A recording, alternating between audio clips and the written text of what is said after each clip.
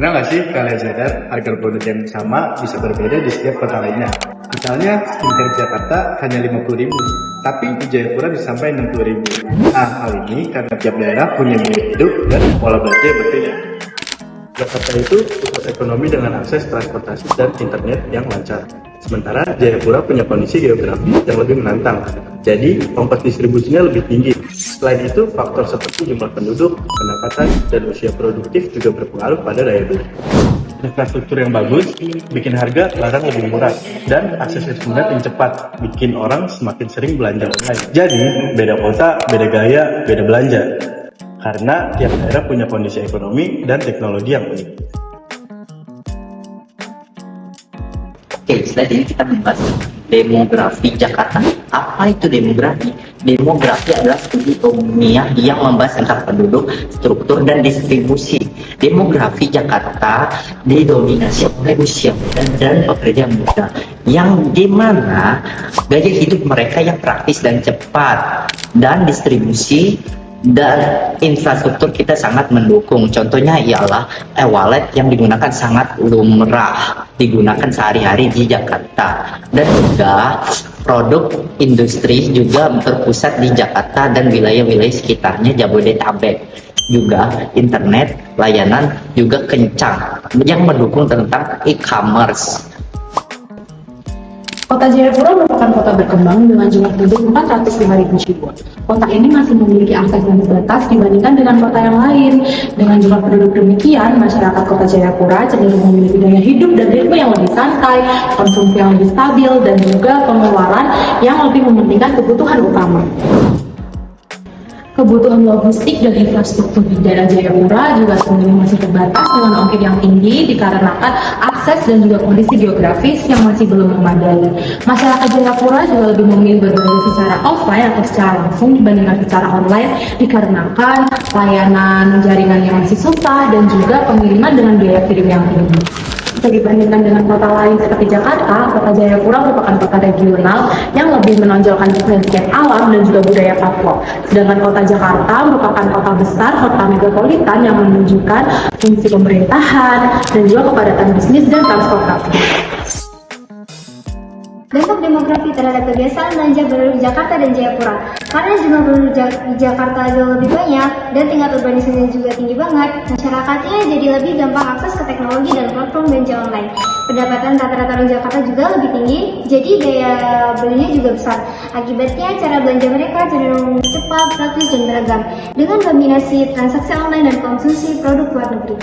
Sementara itu di Jayapura, karena penduduknya lebih sedikit dan pendapatan belum merata, pola belanjanya masih sederhana dan lebih tradisional. Akses logistik dan teknologi juga belum semudah di Jakarta. Kebanyakan orang masih belanja di pasar lokal dan kebutuhan pokok.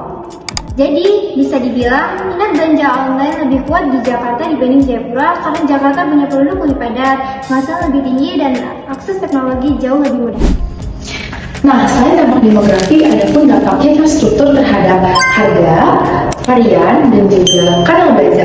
Salah satunya itu di kota Jakarta, dan di mana kota Jakarta itu infrastruktur dan layanan logistiknya sudah lumayan maju, kayak gudangnya juga besar, kurirnya juga banyak, seperti JNT, JNE, Dosen, Express, dan layanan transportasinya juga mudah diakses dan juga lancar. Nah, itu yang membuat barang itu cepat sampai, ongkirnya juga lebih murah.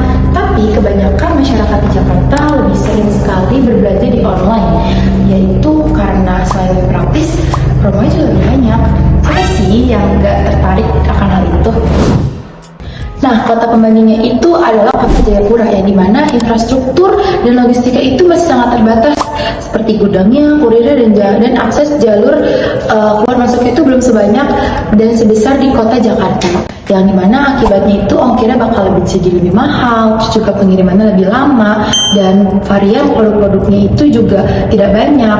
Makanya masyarakat di Jayapura itu lebih sering berbelanja secara langsung seperti di pasar lokal ataupun toko. Pernah nggak sih kalian mikir kenapa harga produk ini bisa berbeda-beda tergantung kotanya? Nah, jadi harga produknya sama nih, 45.000. Contohnya di Jakarta hampir 5.000, harga kotanya 50.000. Sedangkan di Jayapura hampirnya bisa sampai 15.000, total harganya 60.000. Nah, kelihatan kan kalau harga ongkir di Jayapura lebih jelas lebih tinggi. Sekarang kita coba simulasi turunin ongkirnya jadi 20%. Di Jakarta ongkirnya 4.000, total harganya jadi 49.000. Di Jayapura ongkirnya jadi 12.000, total harganya jadi 57.000. Nah, kalau ongkirnya bisa diturunin, harga jadi lebih terjangkau dan orang jadi lebih minat belanja online. Apalagi di daerah ya ongkirnya lebih tinggi seperti di Jayapura. Banyak orang kira kalau penduduk muda berarti biaya beli pasti tinggi, padahal belum tentu. Tanpa pekerjaan dan skill, jumlah penduduk gak otomatis bikin ekonomi kuat.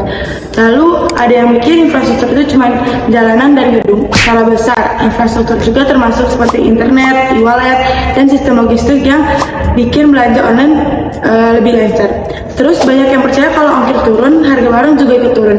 Nyatanya nggak selalu, kadang harga tetap, tapi promo produk malah meningkat. Belanja online juga bukan cuma gaya hidup anak muda kota besar. Di Jakarta memang udah jadi kebutuhan, tapi di Jayapura masih terbatas kena akses internet dan logistik yang belum merata.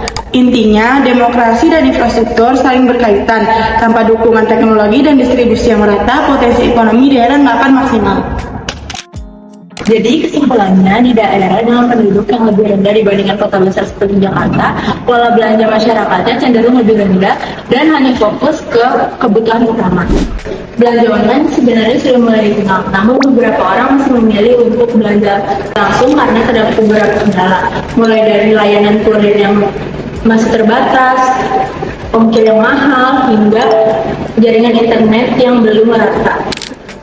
Nah, untuk mengatasi hal tersebut, di Jakarta, brand bisa memanfaatkan data demografi untuk membuat promo dan layanan yang lebih cepat.